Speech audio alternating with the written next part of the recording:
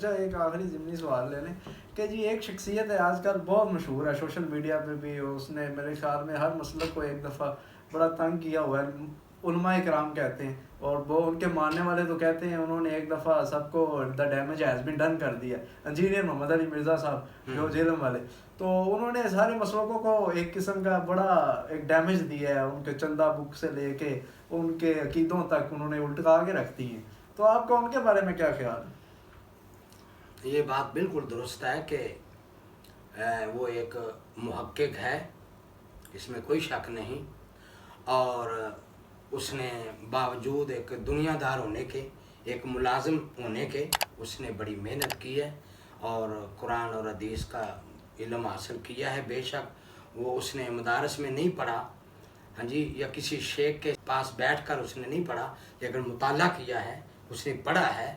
اور اس نے تحقیق کی ہے۔ اس کی ساری باتیں غلط نہیں ہیں، کچھ باتیں ٹھیک بھی ہیں، کچھ باتیں غلط بھی ہیں۔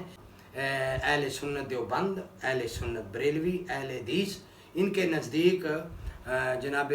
جن کا آپ نام ذکر کر رہے ہیں ان کے متعلق کچھ تشویش ہے۔ وہ یہ ہے کہ صحابہ کرام کے بارے میں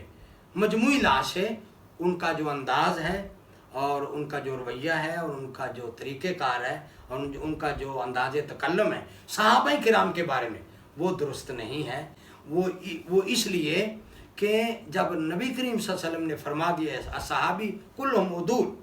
میرے تمام صحابہ جو جنتی ہیں اور وہ پاک صاف ہیں، تو صحابہ سب کے سب جنتی ہیں، اس میں کوئی شک نہیں ہے، چاہے کوئی بھی صحابی ہو جنتی ہیں، اور ان کے متعلق ہمیں گفتگو کرتے ہوئے اپنا انداز تکلم بدلنا چاہیے اور ادب و احترام کرنا چاہیے۔ جن ہستیوں کو رسول اللہ نے فرما دیا کہ وہ جنتی ہیں، تو ان ہستیوں کے متعلق ہمیں بالکل اپنی زبان کو سوچ سمجھ کر استعمال کرنا چاہیے اور کوئی ایسا بدظنی نہیں پھیلانی چاہیے۔ تو مرزا صاحب ماشاءاللہ بڑے اچھے آدمی ہیں، پڑھے لکھے آدمی ہیں، سمجھدار آدمی ہیں، ان کی ساری باتیں غلط نہیں، بہت اچھی باتیں بھی ہیں، تو لیکن صحابہ کے متعلق ان کا جو انداز ہے نا یہ بالکل مناسب نہیں ہے۔ اسی سے بعض لوگ کہتے ہیں کہ ان کا عقیدہ جو نا وہ تھوڑا سا وہ ڈاواں ڈول ہے، ان کو اس طرح نہیں کرنا چاہیے۔ بہرحال صحابہ کے متعلق ہمیں خاموشی اختیار کرنی چاہیے، وہ اللہ کے ہاں ان کا معاملہ ہے۔ ان کی باتیں ایسے بھی تو ہیں نا کہ اکثر جس طرح وہ رفع دین کی بات کرتے ہیں وہ اہل حدیثوں کے حق میں چلی جاتی ہے، وہ اہل بیت کی کوئی شان کے بارے میں بیان کرتے ہیں، جو حضرت عمار بن یاسر والی حدیثیں بیان کرتے ہیں وہ شیعوں کے حق میں چلی جاتی ہیں، وہ عشق رسول کی بات کرتے ہیں تو بریلویوں کے حق میں چلے جاتی ہیں، اگر وہ کوئی صحابہ کی بات کر دیتے ہیں اور شیعوں کے خلاف جو وہ خلافہ ثلاثہ کے حضرت ابو بکر عمر عثمان کے بارے میں بات کرتے ہیں، وہ کچھ دیوبندی، وہ ہر ان کی کوئی نہ کوئی بات کسی نہ کسی کی فیور پہ تو جاتی ہے۔ ہاں جی، اس میں کوئی شک نہیں ہے، وہ بڑے سمجھدار ہیں، بڑے ذہین آدمی ہیں، انہوں نے سب کو اس طرح ٹھوک کے رکھا ہوا اور سب کو مطمئن کیا ہوا ہے، اس میں کوئی شک نہیں ہے۔ تو میری ایک ہی بات ہے، وہ یہ ہے کہ جو قرآن اور حدیث کے مطابق عالم دین بیان کرتا ہے، جو اس کا قرآن حدیث، میں اب بھی کہتا ہوں مرزا کے متعلق، شاید مجھ پہ کئی لوگ تنقید بھی کریں گے اور مجھے میری طرف اشارے بھی کریں گے کہ اس کو کیا ہو گیا ہے، تو میں یہ کہوں گا کہ مرزا صاحب یا کوئی شخص جس کی جو بات قرآن اور حدیث کے مطابق ہے وہ درست ہے، اور جس کی جو بات قرآن حدیث کے مطابق نہیں وہ درست نہیں، چاہے وہ اہل سنت، چاہے دیوبندی، چاہے اہل سنت بریلوی ہو، جس کی جو بات، میری بات کو پھر آپ ذرا غور کر لیں، مرزا صاحب ہو یا کوئی شخص ہو، جس کی جو بات قرآن اور حدیث کے مطابق ہے وہ درست ہے، اس کی وہ بات بھی درست، وہ آدمی بھی درست۔ جس کی جو بات قرآن حدیث کے مطابق نہیں وہ بات غلط ہے، وہ چاہے مرزا صاحب ہوں،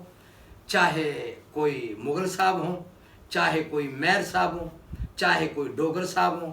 چاہے کوئی میرا مطلب ہے چودھری صاحب ہوں، چاہے کوئی راجپوت صاحب ہو، چاہے کوئی اہل سنت ہو، چاہے کوئی دیوبندی ہو، چاہے کوئی اہل حدیث ہو، سلفی ہو،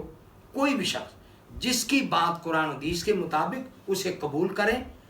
اور اسے دعا دیں، اور جس کی بات قرآن حدیث کے مطابق نہیں اس کو آپ چھوڑ دیں۔ جیسا کہ آپ نے حدیث حضرت عمار بن یاسر رضی اللہ تعالیٰ عنہ کی پیش کی، بڑے عظیم صحابی ہیں حضرت عمار بن یاسر، لیکن ان کے بارے میں مرزا صاحب کی سوچ میں تھوڑا سا فرق آ گیا اور مرزا صاحب کو سمجھنے میں تھوڑا سا فرق لگا ہے. جو حدیث کا مطلب وہ لیتے ہیں اور جو وہ سمجھے ہیں اس روایت کے متعلق، وہ ان کی سوچ اور ان کی شرح درست نہیں ہے. ہمیں اس حدیث کے متعلق جو پہلے ہمارے علماء گزر چکے، مثلا ائمہ کرام لے لیں